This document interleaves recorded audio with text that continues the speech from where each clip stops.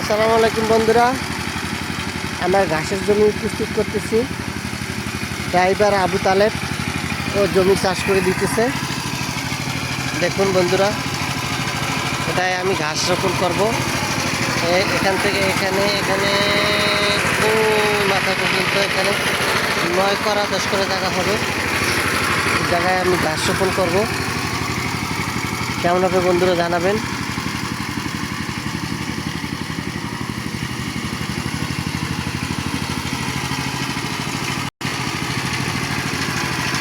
আবু তালেব জমি চাষ করতেছে।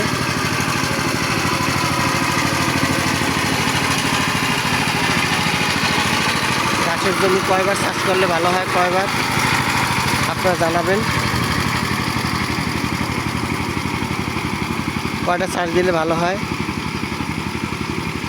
আর কি কি দিতে হবে। আমি গোবর সার আগে দিয়েছি।